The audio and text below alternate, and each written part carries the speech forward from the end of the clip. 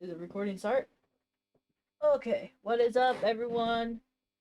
We are about to do a recording. I did a late reaction. I was like, what a weird way to start a video.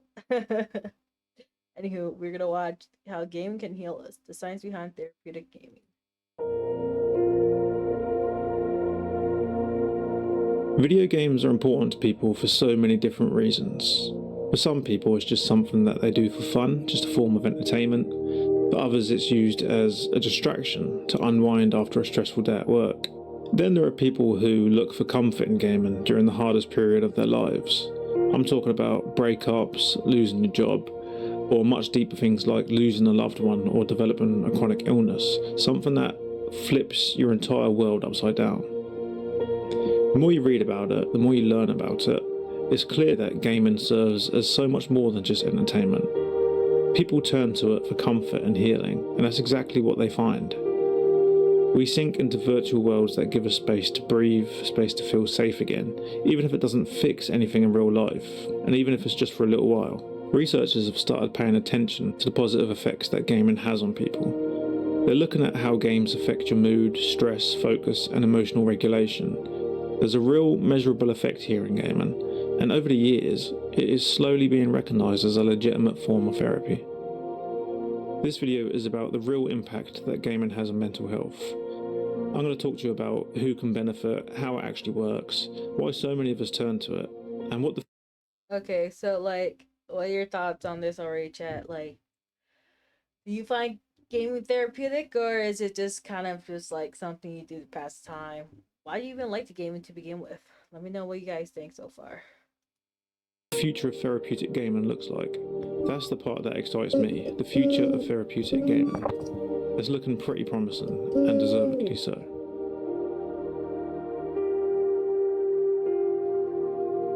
When I talk about how gaming can help people through tough times, I'm talking about very real things, not just a bad day. We all have bad days, we all know that gaming can help with that. But this is about very real things and how gaming can help certain people in ways that you might not realise. I've seen many things in my comments alone that has helped me realise the true positive power of gaming. The things people have told me have made me realise how important gaming can be, and has made me even more determined to get the message out. That message is that when balanced, when done in moderation, the positive power of gaming can be anything from a mood lifter to a lifesaver. And I'm not exaggerating. People talk about how gaming helped them through depression, through panic attacks, through trauma, burnout, and so much more. But aside from these personal stories, there's now a growing body of research to back it up, which is important because a lot of the time, if you try to tell someone that gaming can be good for you, people will be very quick to disagree. The truth is, gaming isn't just a distraction. For many people, it's a way to regulate emotions, to feel in control again, to build small steps of momentum towards something healthy and positive. So, who exactly can benefit from gaming? When you live with anxiety, the world often feels a lot more unpredictable than it actually is. It's easy to assume the worst case scenario, to fear the worst possible outcome. Your heart can suddenly start racing out of nowhere, your mind loops around the same Oh, worries, and bingus. ultimately it can Oh, bingus. I wouldn't say therapy, but games can help you get through a bad day. Yeah, the game needs to have a compelling story and how it plays. The most important is how it plays. Okay, I play either easy games or Lego or really violent ones like Borderlands or Sleeping. There's no that's crazy. This girl, um, someone who's been gaming and watching these for I can totally see how it gets a hold of. Like honestly, yeah, like. Okay, yeah, like because like for example, right? People think what's it called, playing 24/7 a day could, like, you know, like a VTuber, right? You think like gaming 24/7 would be like what I want to do, but I'm like, bro, that's why I be like chatting with y'all a lot, because I'm like, I can't just game 24/7. Like, you saw me, I played Fortnite for 1 hour, maybe two, but I'm like, I don't want to just play. I don't want to just play games. I need to do other things. Like, I can't. Some people can do 16 hours.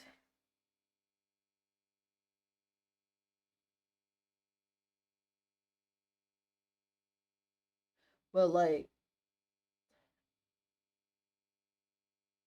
I don't know. I I don't know. I really don't know.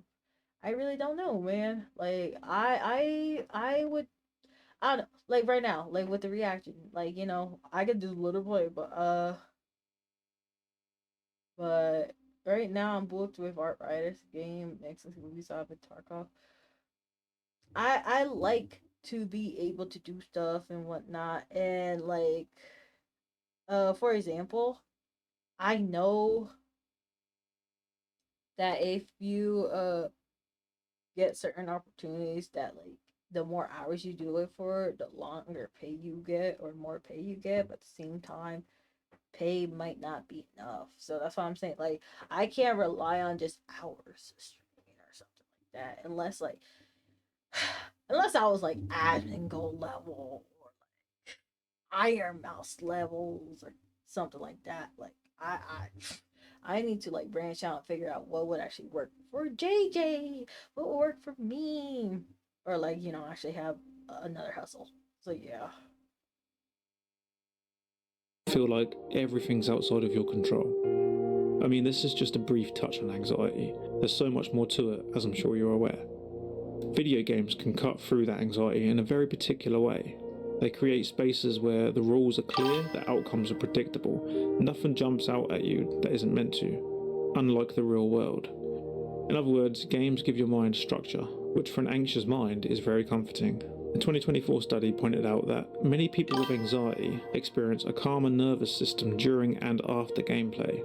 Their heart rate steadies, their breathing evens out, and their attention moves away from spiraling thoughts towards something more stable, more controllable.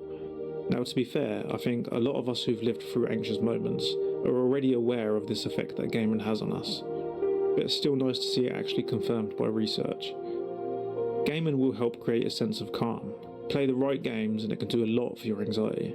In my personal experience, the best games for this are open world games, games where you can do things at your own pace.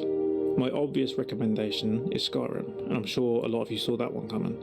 The ambience, the scenery, the music, the fact that it's quite an easy game, this is a real gem for anxiety and one of my go-tos, and it has been for many years.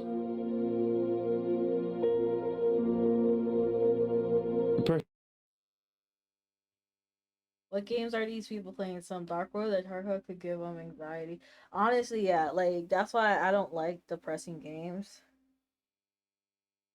Uh, like that's why like some people like when they be like, "Oh, I want you to play Doom," and I'd be like, "Yeah, it makes for good content, but I finna hate Doom and stuff like I like it. Just makes me upset. It makes me upset. I don't like playing Doom and stuff like that." And so like it's not fun for me. If I get tired of game, I don't want to keep playing. Like I'm gonna go back to games that people get to me and stuff like that, and I actually enjoy playing. But if I hate a game, like I generally hate the game, I don't want to play the game because then I'm just like I'm not enjoying the moment. I am not enjoying the moment. I don't want to. So, oh my goodness, that's crazy, Lulu. Um, Finish play. Okay, Abby, give me $100. I'll think about it. Oh my goodness, man. Maybe it's because I have other things to do, man. This man's always coming at my case. Maybe it's because no one was interested when I was playing it. This man. Depression looks different for each and every person. It's way more than just randomly feeling sad. For me, it felt like something had taken the colour out of my life. Everything was grey.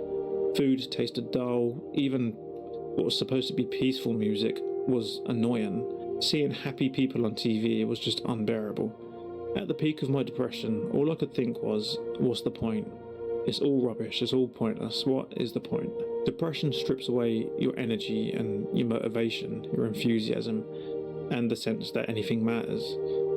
And when you find yourself in that state, gaming is something that can truly help you. Now, I'm not saying that gaming is a cure for depression, but it does have its benefits.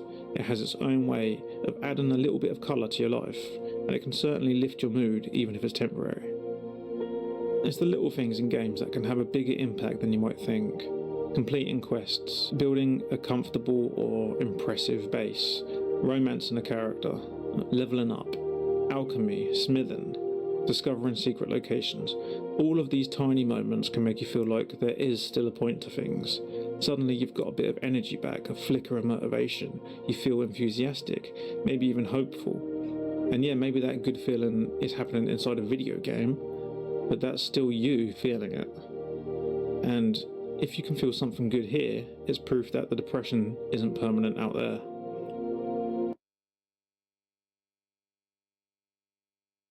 Coincidentally, gotten bored in recent years playing open world games like Horizon Dawn Fantasy. I don't know what Fantasy 5 is. I played Stray. We played through it all, and then we were like, dang, like the ending was just like, eh. It's just it's tough. I don't know how to like explain it, but it's just really tough because it's like uh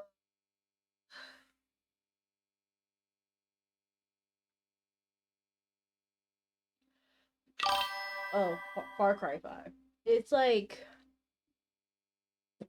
everyone liked it when it came with like the Legend of Zelda, right? Like they're like, "Ooh, it's cool," and then everyone started emulating it. Yeah, I get lost easily. That's why I kind of don't like open world sometimes. And then I was trying to play Power World with someone, and they just literally didn't even want to play the game. They just kept going elsewhere.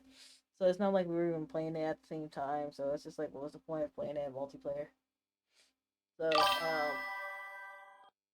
it's just like it's for that type of game, it just didn't work. I was like, what was the whole point? So that was a bust. Because I was gonna play Power World, but yeah, yeah, it really all depends. So yeah, yeah. Uh, Genshin was marketed Breath of the Wild clone back in the day. Honestly, it's just like they keep building more and more, and honestly, the game itself, I mean, it has a gotcha mechanic that it has people keep coming back for it. Same with like Zenless Zone and X, Y, and Z. But like it's just like I don't know. It's like cool to play for a little bit, but then I just get tired of it because it's just like what am I really doing? So, yeah, that's kind of what how it is to me. A large systematic review in Frontiers in Psychiatry, so basically an analysis of many different studies, found that games can boost mood and behavioural activation in people with moderate depression. In fact, across the research that they reviewed, between 55 and 70% of participants showed a measurable reduction in depressive symptoms after structured gaming sessions. Just to give you an idea of how successful that is, that's roughly the same kind of result people get from regular depression treatments, such as medication or therapy. Even small play sessions can help someone reconnect with momentum, even just a little bit. And if you've ever lived through depression, you know how important just a little bit can be. ADHD affects how the brain manages attention, so staying focused can be a real challenge, even on things that you really care about, you're really invested in. Now, video games, especially fast, interactive ones like Call of Duty or Fortnite, these line up perfectly with how their attention works. These games provide instant feedback, clear goals, rapid pacing, and constant stimulation. These are the things that help people focus. That's why a game called Endeavor RX actually became the first video game to officially be approved in the US to help kids with ADHD improve their focus. In its trials, around 68% of children showed a real measurable improvement in attention after just 4 weeks of short daily play. In fact, about 1 in 3 improved enough that they no longer met impairment criteria on at least one standard test. Later studies showed similar benefits for adults too. That's a government-approved treatment delivered through a video game. It's a huge step for the gaming world, because it shows how...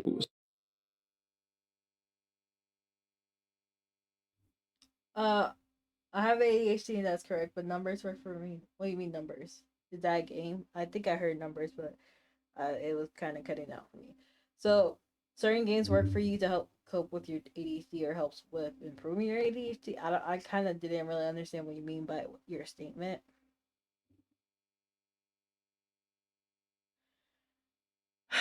But like it's kind of like a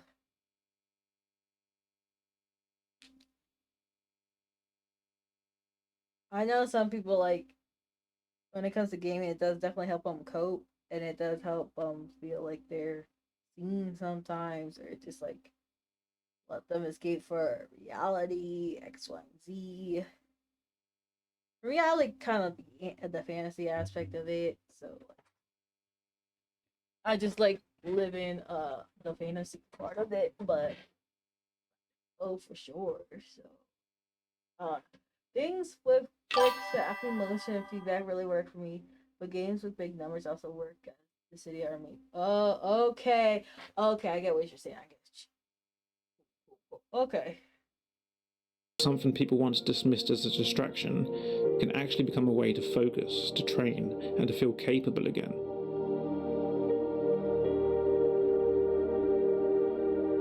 This one is a bit more delicate, and I've had people in my comments talk about how gaming has helped them with their PTSD, so for me, it was a no-brainer to look a bit more into this. Trauma changes how the brain processes safety. It can rewire the way that you respond to the world around you. Things that might feel normal, neutral to somebody else can feel threatening and unpredictable, just impossible to control. When you live with trauma, your nervous system is often on high alert, scanning for danger, even when nothing is actually happening. Everyday sounds, places, or moments can trigger a rush of panic, and that constant state of readiness and alert is often exhausting. It can feel overwhelming, and that feeling of being overwhelmed can also feel endless. Now, games offer something valuable in this situation, a controlled and predictable space where these people can finally decide the pace of what's going on around them. You can finally be in control. You can move as slow as you want, you can stop entirely without feeling on edge. The sense of agency that gaming gives you is something that you don't really have with trauma. Gaming is giving this back to you. Researchers have described how games can work as grounding tools for trauma survivors, giving them an environment where they're not being pushed, where they can comfortably make choices and they temporarily have control. In some studies, people living with PTSD who use structured gaming. Video games or games are made to help people smooth or resist. That's why it's up to people with different attitude. Yeah, because I know a lot of people will be like, video games are bad.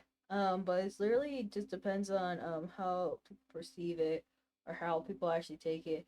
Like, yeah, like there are bad stuff in video games, but you're not supposed to just like okay, if my 10-year-old played, I don't have a 10-year-old, but if my 10-year-old played Grand Theft Auto, I can't be like, oh yeah, cereal, hey Sukihara, it's been forever since you've been here. Look at this fake off mod. Anywho, explain yourself. Uh, unless you told your kid like, hey, you can't be doing this IRL, X, Y, and Z, da da da da da da da. Uh, it's not gonna work. Like, you know, like someone has to teach him like, yeah, you shouldn't be doing this. You shouldn't be like cussing up a storm. You know, you start to respect people. Don't go stealing. This is fun for a game. Da, da, da, da, da. It's just like, yeah, you get what I'm saying? So like, dang, violent games made my life better. Taking out, yeah, you can take your stress out from violence, but like someone has to be like, yeah, like, don't be like an actual turd in real life, or don't be violent in real life. Because you could be violent in games, but you can't be violent IRL. There's a difference. So, you know what, Sugihara, bleep you. So. Alongside other support, reported around a 30 to 50% drop in symptom severity over just a few weeks. That's clearly not a miracle cure, but it is a real sign of progress. It shows that even small moments of safety and control can start to make a difference. And when you've been living with that constant feeling of being on edge, even a small shift like that can feel like finally being able to breathe again. And it's all from a video game.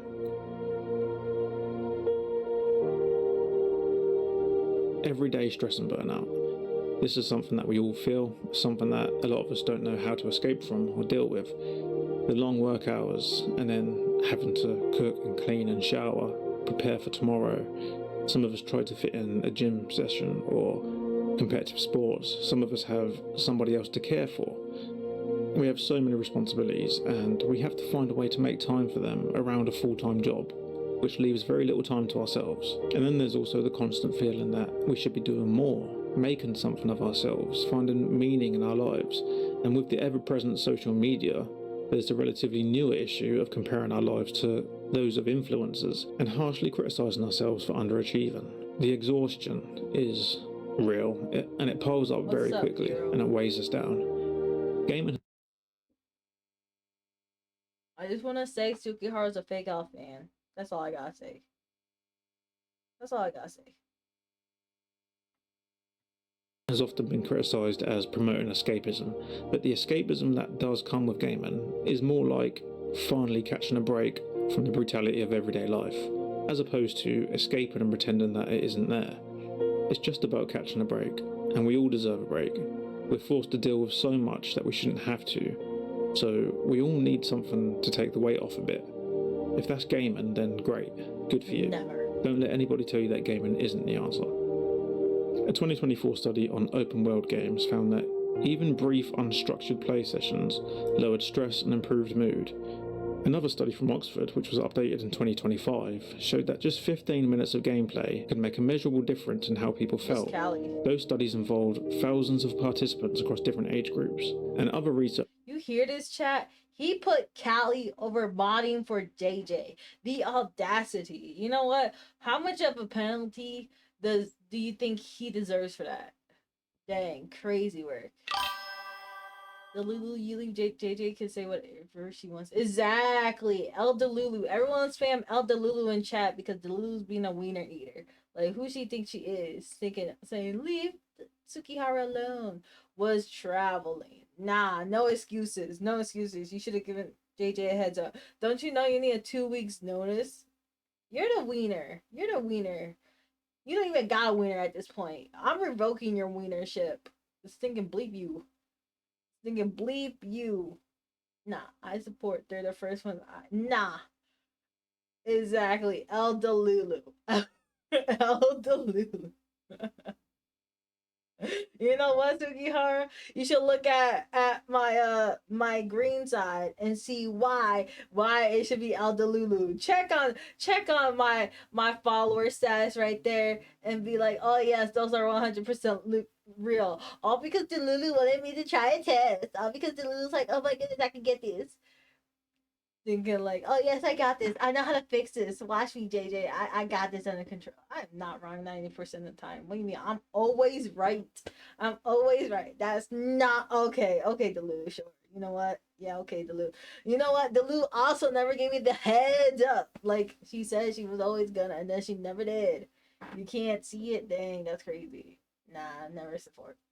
No one's thinking about she is here. Nah. Delu is nah. That's crazy. You know what? Y'all are just a bunch of mean ones. You know what? All y'all's $20 penalty. Nah. I don't need to see this anymore.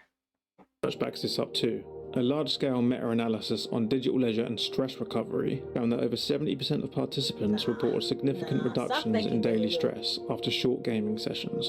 And these effects weren't just short-term mood boosts for the next hour or so. People reported feeling calmer, more grounded, and more ready to face the next day. Listen, if you're debating grabbing a controller and playing a bit of Xbox or PlayStation or whatever it is that you play, if you decide to go ahead and give yourself that game time, this is you protecting your mental health. If you feel like you need a couple of hours in a game, then you probably do, so just do it. You owe that to yourself. You know, you deserve to catch a break. So when we ask who can game and help, the answer is everyone. It's anyone who's ever felt anxious or depressed or overwhelmed or burnt out. It's anyone who's just having a bad day or going through a breakup. It's anyone and everyone. And of course, gaming doesn't replace therapy. I don't want you to think that that's the point I'm making. It doesn't replace therapy, and it doesn't make everything that's bad disappear. But gaming evidently can no longer be dismissed as a waste of time or just a childish hobby. For years, games have quietly helped people through some of the hardest chapters of their lives. What's changing now is how that deeply personal comfort is starting to merge with something more structured, something that's beginning to look a lot like recognised mental health care. As mentioned earlier, Endeavour RX is one of the first real signs of that shift. a proof of concept that games can cross the line from something that helps to something formally recognised as part of treatment. And that's where things get interesting, because EndeavorRx is just the starting point. In recent years, researchers have been exploring how games can be integrated into a much wider range of therapeutic approaches. And it's already happening across multiple areas. There are VR exposure therapy programs to help people with PTSD gradually confront trauma in controlled environments. There's narrative-driven games being adapted to support people living with anxiety and depression, helping to regulate mood and rebuild a sense of control. Games that encourage mindfulness and grounding are being used to reduce panic symptoms. Even in chronic pain research, structured game sessions are showing measurable reductions in pain intensity and distress during treatment. And what's important here is that these projects aren't just about throwing the games at a problem and hoping that they help. They're deliberately designed and tested with specific therapeutic aims in mind. That structure is what turns a familiar activity into something that can actually support recovery. And the idea here isn't to replace therapy, it's to blend therapy into something that people already understand and feel safe in. And that safety matters. Studios have shown that games lowered violence in some countries. And in what kind of history lesson is this? Bro probably plays Hello Kitty out and that's just crazy. He's probably ranking Wii Sports. Yo, Wii Sports used to be the turd though, not gonna lie. Used to be the turd. Like, who wasn't playing Wii Sports? A 2025 follow-up study from the Oxford Internet Institute found that over 60% of participants said that they'd be more open to seeking help if therapy involved familiar, game-based environments. That is a huge number, and it tells us something very important. For many people, gaming is the only space where they actually feel safe enough to open up. This is why more mental health researchers are starting to see games as a gateway to therapy, a way to gently connect personal coping with formal support without losing the comfort that makes gaming so powerful in the first place. And once that bridge is built, the possibilities widen. Games stop being just something you turn to when life gets hard, and starts becoming a legitimate tool that therapists and researchers can use to help people heal. Just like art therapy and music therapy eventually became recognised and respected fields, many researchers and clinicians believe that gaming therapy could follow a similar path. And that makes sense. For a huge number of people, games are already where they feel safest and most in control. So the idea of therapists meeting people in that space is a logical progression. Imagine going to therapy and instead of sitting across from someone. Yeah, you can get the Wii now, but apparently Wii Sports is like $30 in itself, or like more expensive. And Tsukihara's a winner for falling asleep on me after he's been gone for so long. Oh my god. In a professional and perhaps intimidating room, you're actually entering a calm, beautiful virtual world together inside a video game, a familiar space that already makes you feel safe. For someone who's spent years escaping into games for comfort, that alone can make the idea of therapy feel a lot less intimidating. And that's the key. Therapy isn't happening outside of their comfort zone anymore. It's happening within it. Think about narrative-driven games. These are games that allow players to make choices, reflect on emotions, and experience consequences in a safe and controlled way. A therapist could use those stories as gateways into emotional expression, a way to help someone with depression or anxiety explore feelings that they've buried deep down. So instead of saying, "How does that make you feel?" in a clinical setting, a therapist might ask, "Why did you choose to help that character?" Or "What made this moment resonate with you?" That one small shift from direct questioning to story-driven reflection, it can make a huge difference for someone who finds talking about their emotions overwhelming. VR environments is another great example. For trauma survivors, being asked to talk through their triggers face-to-face can feel uncomfortable, to say the least. But in VR, everything can be controlled and paced. The lighting, the sounds, the environment, it can be tailored to give that person exactly the level of exposure that they can handle in that moment. A therapist could guide them through step by step, helping them confront difficult emotions while still feeling safe. This kind of controlled exposure is already used in therapy today. VR just makes it far more immersive and personal. And then there's co-op gameplay. So for people with social anxiety or attachment issues, forming connections. Oh my goodness, GameCube games, yo. GameCube games was the turd. Let's go for the GameCube games. Yeah, GameCube games are W, but they so expensive. Let's be so for real. My bad, young blood. Yeah, right. Obviously, like 150 years old. Let's be so for real. He's like a vampire.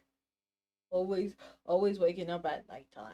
Definitely not because of time difference. He's just a vampire, chat. Let's be so for real. Anywho, um, and the Lulu is a werewolf because of how much she be barking at me. Like, dang, she always be coming at me. She like, bruh, like I ain't do nothing. I ain't do nothing. Double dash was indeed fire. Unlike Sukihara, because all he does is just be like a wet blanket and falling asleep. Like, dang. Like, be so for real. Sheesh. I feel like climbing a mountain. I've literally been there myself. But playing a game together removes some of that social pressure.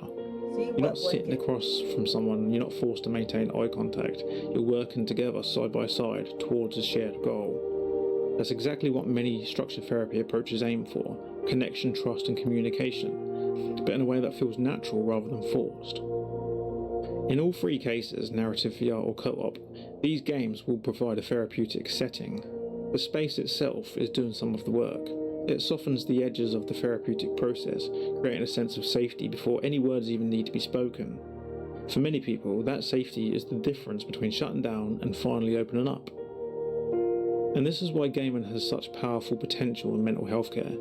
It doesn't ask people to change to fit the system. It lets the system meet them where they already are. Therapy in gaming isn't just an idea floating around, it's actively being studied.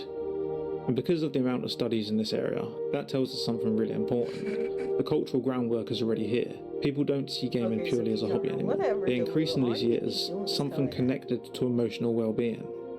Of course, to turn that cultural shift into real therapeutic practice, infrastructure matters. This means training programs, ethical standards, proper clinical frameworks, the same steps that other creative therapies went through to become established. Art therapy didn't become legitimate overnight, it grew through research and structured training and practice standards. Gaming therapy will need to walk that same path. And that process has already started in small ways. In parts of Europe and the US, early training programs are emerging to teach mental health professionals how to safely integrate games into their work, from co-play therapy models to VR-based exposure interventions. It's still early days, but the direction is clear. The idea of a gaming therapist might have sounded very strange 10 years ago, but when you consider how many people already use games as a source of safety and emotional regulation, the idea of professionals stepping into that world starts to feel less like a silly idea and more like the next logical step in mental health care. I think what excites me the most about everything we've talked about in this video is just the direction that gaming is heading. I'm a big fan of video games, and I always have been, and I always take mental health very seriously too. So to see the two coming together is a really good sign. Gaming has always kind of lived in its own space, treated like something separate from serious parts of life, shall we say. It's always been something that people escape to, something to wind down to after work, something for a bit of fun or to pass the time. And for a lot of people, that's still exactly what it is, but slowly it is becoming something more. Researchers are paying attention in ways that they didn't before. Therapists are experimenting with ways to use gaming alongside traditional methods, and governments are actually approving game-based treatments that could one day be just as normal as picking up a prescription or booking a counselling session. Gaming is slowly but surely stepping into the world of health and well-being, and in my opinion, rightly so. We all need a helping hand from time to time, and some of us struggle to reach out and grab that hand more than others. That's just the reality. So why not meet these people on their own terms, in their own safe space? I think for the people that this video is aimed at, the future is looking more and more positive. I think one day gaming will be a highly accessible form of therapy for certain individuals. Gaming is being seen for what it is. It's being taken much more seriously. It's looking good. Now, as you may or may not know, I'm not the best at goodbyes, so that was the video, chat. What you guys saying? Wow, bleep you. Time for some medical sims too. I can, two king cubes, what? Lying around? I think I only game I have left are Donkey Kong. Why you have two game cubes? and but then only 2 games. What, one GameCube for each game? Crazy. Uh, Dang, crazy. Well, what do you guys think of the documentary? What do you guys think? What are your final thoughts with it? My final thoughts was that 6 hours a wiener. I liked it, but the streamer keeps picking on me. You know what? That's because maybe if you would have just been like, you know what, take the day off and say like, oh my goodness, oh my goodness, I got this covered. That jump made me, I mean, low key, it's just like, it has the calm me lo-fi vibe. Like, dang, sorry I wasn't reacting to the latest. Do you hear the latest tea on Twitch? Oh my goodness, let's hear the latest tea on Twitch. And that's on period. Sheesh, sorry. That's crazy. I'm sorry. Sheesh, you agree with the Lulu. You know what? Um, Hara, I still don't see you subbed up, and I still don't see you pay that penalty fee. So I don't know why you complain, you wiener eater. Oh my goodness, can you believe this? With that being said, all y'all's who seen me for the first time, just know that they all deserve it. So yeah, that's my final thoughts on this.